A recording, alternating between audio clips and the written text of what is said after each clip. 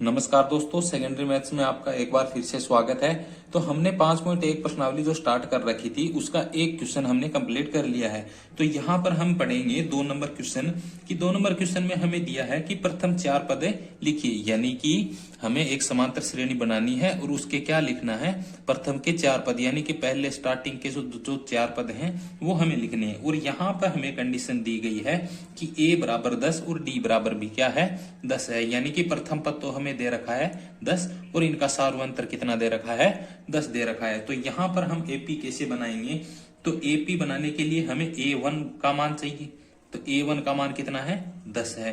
और यहाँ पर a2 का मान कितना आएगा, फिर a2 का मान मैंने ये बताया था कि a में अगर हम d जोड़ देंगे तो a2 का मान आ जाएगा। तो यहाँ पर a का मान कितना है, 10 है, और d का मान भी कितना है, 10। तो यहाँ पे 10 और 10 जुड़ के कितने हो जाएंगे, 20। और ये किसका मान आ गया, a2 का मान आ गया। तो यहाँ पर हम a3 का मान निकालेंगे तो a में कितना जोड़ेंगे, 2d, ठीक है। तो a में 2d जोड़ देंगे तो यहाँ पर a प्लस में 2d है ना, 2d है, 2d का मतलब क्या हुआ, d और प्लस में क्या हो जाएगा, d हो जाएगा। तो यहाँ पर a का मान है 10, प्लस में d का मान कितना है, 10, और फिर से d का मान और जोड़ना है तो कितना हो जाएगा, ये जुड़ के यानी 30 हो जाएगा।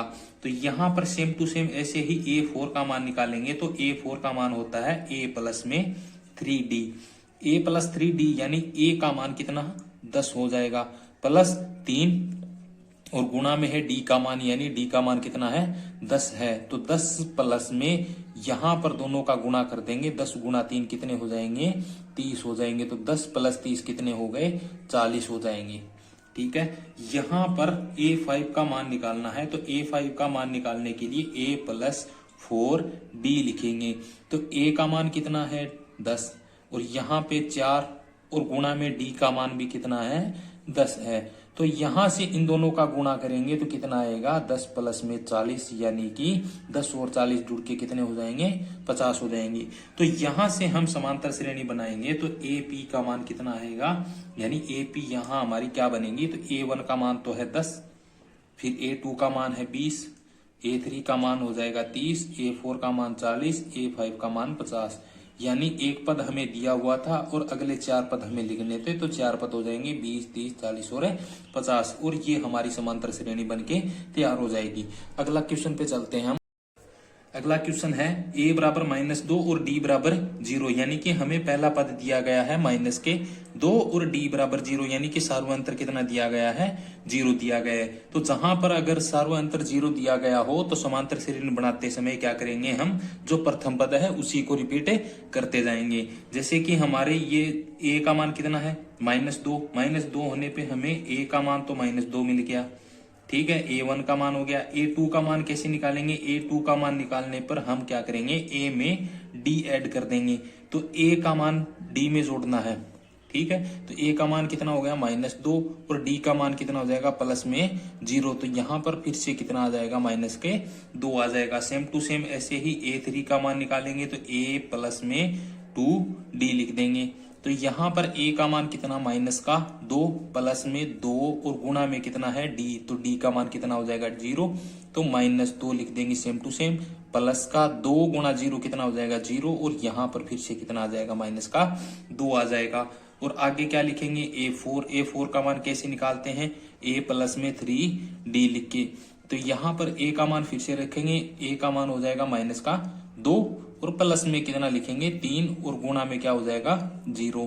यहाँ पे फिर से इसको सरल करेंगे तो -2 तो पहले लिख देंगे, सेम टू सेम, प्लस 3 का गुणा करेंगे 0 से तो कितना आएगा, 0 आएगा, और यहाँ पर ये जुड़ के माइनस का कितना हो जाएगा, 2 हो जाएगा।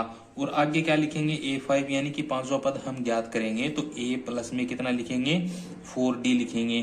तो यहाँ पे a का मान वापिस से -2 प्लस में 4 है आगे, और d का मान कितना है, 0। तो यहाँ पे इन दोनों का फिर से गुणा करेंगे तो -2 लिखेंगे, सेम टू सेम, प्लस में क्या लिखेंगे, 4 गुणा 0 कितना हो जाएगा, 0, और -2 का 0 के साथ गुणा करने पे क्या आ जाएगा, -2 आ जाएगा। तो यहाँ पर AP क्या बन के तैयार हो गई हमारी, AP का मान A1 बराबर कितना है, -2, A2 का मान -2, A3, A4, A5 सबका मान कितना है, -है।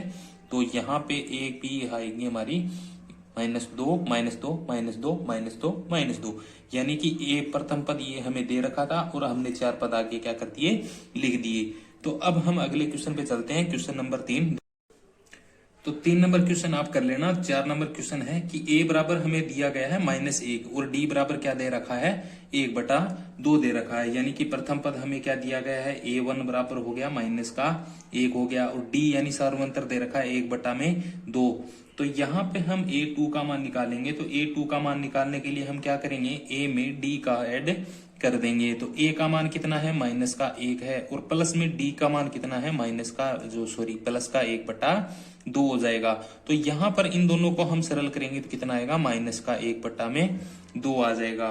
तो आगे हम a3 का मान निकालेंगे। तो a3 का मान निकालने के लिए क्या करेंगे, a प्लस में 2d, ठीक है। तो a प्लस 2d करेंगे तो a का मान तो रखेंगे -1 प्लस में 2 और फिर गुणा में d का मान है, तो d का मान गुणा में लिखेंगे तो क्या हो जाएगा, ये 2 इससे कैंसिल हो जाएगा, और यहाँ पर -1 और प्लस में क्या बचेगा, फिर 1 बचेगा। तो यहाँ पे -1 और +1 कैंसिल होके क्या हो जाएंगे, 0 हो जाएगा। तो आगे लिखेंगे a4 का मान कैसे निकालते हैं, a प्लस में कितने 3d लिखेंगे। तो 3d लिखने पर a का मान तो आएगा -1 प्लस 3d यानी 3 के गुणा में है d, तो यहाँ पे लिखेंगे d की जगह 1/2। तो -1 और प्लस में हो जाएगा, इन दोनों का गुणा करेंगे तो 3/2 हो जाएगा। अब इन दोनों को सरल करेंगे तो कितना आएगा, माइनस का 1/2 यानी कि प्लस का 1/2, ये प्लस का आएगा। a5 लिखेंगे आगे, तो a प्लस में 4d, तो a का मान -1 प्लस 4 गुणा में d का मान कितना, 1/2 हो जाएगा। तो यहाँ पे इसको फिर से सरल करेंगे तो ये कैंसिल होके कितना हो जाएगा, 2 हो जाएगा। प्लस में कितना लिखेंगे, प्लस का 2। तो यहाँ पर हम इस दोनों को क्या करेंगे, माइनस करेंगे। तो 2 का 1 से माइनस करेंगे तो कितना आएगा, प्लस का 1 आ जाएगा। यानी कि ये 4 पद हमने ज्ञात कर लिए। तो यहाँ पर अगर हम समांतर श्रेणी यानी AP बनाएंगे तो प्रथम पद आएगा -1, फिर आगे आएगा -1/2, फिर अगला पद आएगा 0, फिर आएगा 1/2 और फिर अगला पद आएगा 1। यानी कि ये समांतर श्रेणी हमारी बनके तैयार हो गई। और यहाँ पर आपका 2 नंबर क्वेश्चन है वो कंप्लीट हो जाता है।